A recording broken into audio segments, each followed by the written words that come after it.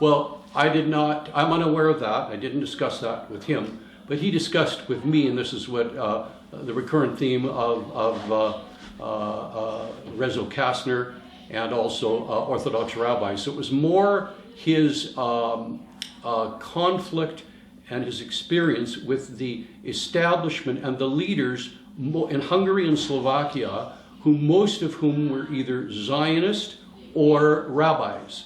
And they were in a position of trust.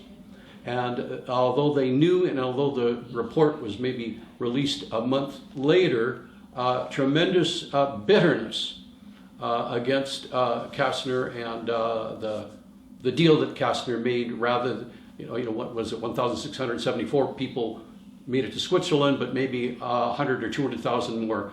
His bitterness is that the Zionist leadership did not give the Jews of Hungary an opportunity to make their decision.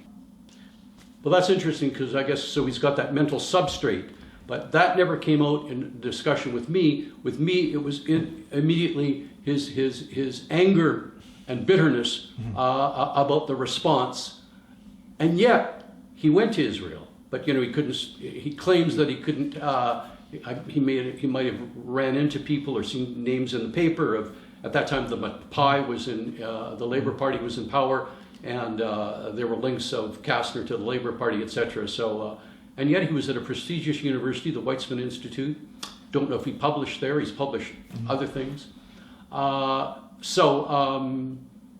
Yes.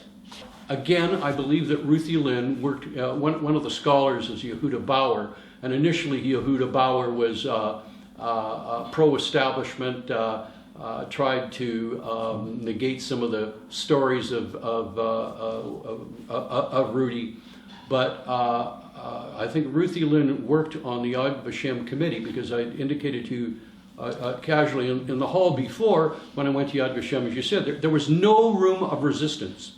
When you go through Yad Vashem, there's all the rooms about the Nazi buildup, etc., and then the extermination. And when I went there, the last and then the second last time, there is now a room of resistance, and in that room there is a clip from this. No, it's from Shoah. From Shoah. From his interview of Landsman in Shoah, and then when I exited for the final time, I think in 2006, in the bookstore there, I found a Hebrew version of the Verba Wetzler report. Wow, okay. And it had not been there before. It took a lifetime. Yes, a lifetime.